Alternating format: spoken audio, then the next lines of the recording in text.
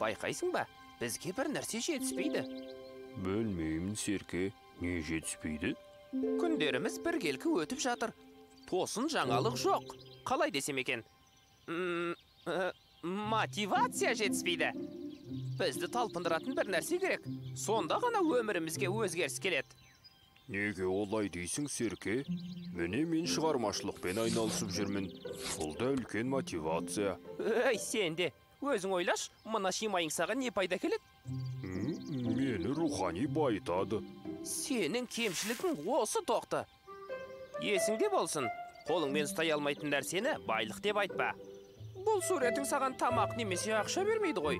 Демек алдамшы деген сөз. Мүмкін біреу ұнатып суретімді сатып алар. Суретшілердің еңбегі тірі кезінде бағаланбайды. Мынау шимайыңды сен ана өмірге кеткен соң барып, 3-ші ұрпақ қозларың аукцион арқылы сатуы мүмкін. Міне оның өзінде сатылған соманың 32% салық төлеуге кетеді екен. Ал саған ше, дым жоқ. Сондықтан дәл қазір пайда беретін нәрсемен айналысу қажет. Меніңше, тез табыс табу үшін бизнесті қолға алу керек. Мысалы, сен бизнестің алғашқы қадамдар туралы білгің келсе, менен сұрасаң болды. Бизнестің әліппесі деген тренингімді саған өткізуге дайынмын. Әрине, ол үшін көп ақша сұрамайым. Өйткені, тоқты сен досымсың ғой. Білмедім, Серке. Бірақ рухани байлық материалдық байлықтан жоғары тұру керек емес пе? Ой, сен де, жаңа ғана не айттым? Қолыңмен ұстап жей алмайтын нәрсені байлық деп айтпа. Кім айтқан еді? Қысқасы бір дана кісі айтқан екен. Ақшаң болса қалтаңда, талтаңда да талтаңда. Сондықтан болатын тірлікпен айналысу керек, тоқты. Білмеймін, Серке.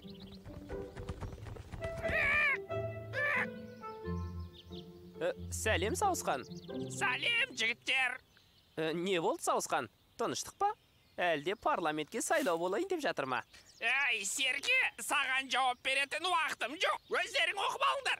Көздерің бар емес пе? Қажақ. Өзенді теріс ағызған, барды жоқ, жоқты бар қылған. Атақты сиқыршы Ибн Хаттаб Зуфра Нью-Йорк әл-Түркістани. Ой, мынаның аты ұзақ екен. Қысқасы, бәрекелді. Бізге керегі осы, тоқты. Сүф десең бар болады, үф десең жоқ болады. Нәтижесі бірден шығады. Міне қандай мықты мотивация. Ай, болмайтын нәрсе. Қарнымыз тоймай жүріп, өнердіне қыламыз. Иә, соны айтам. Концерт тамашалайтын жағдайда жүргеніміз жоқ. Жігіттер, тоқтаңдар. Иә, не болды? Не дейсің? Маған бір ой келді. Ол не ой? Мен ойлаған жоспары бойынша біз мына концертке баруымыз қажет. Ай, баланың тірлігі ғой, қайтеміз оны. Қарнымызды тойдырамай жүргенде қандай концерт? Міне, мәселе осында. Біз мына концертке қарын тойдыру үшін барамыз.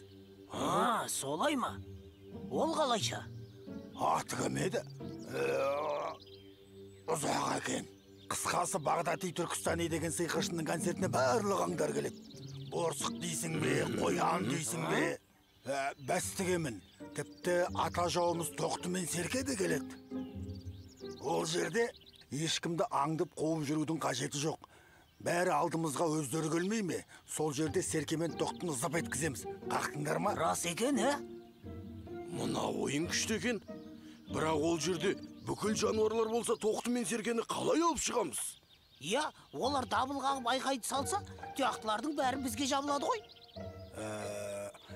Ендеше бір жоспарына өтеміз. Ол не? Қандай жоспар? Еріңдер соңымнан.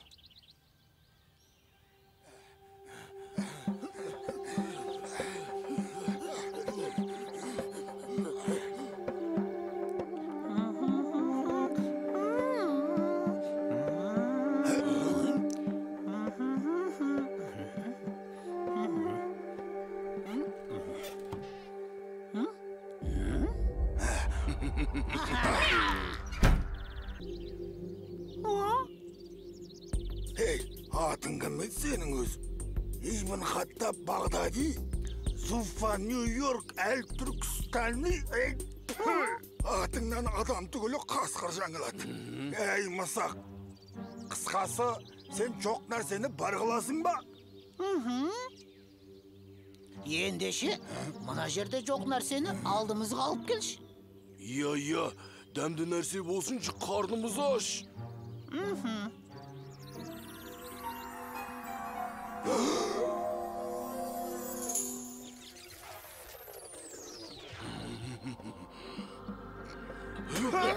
Ей, мысық, мынау сүт қой.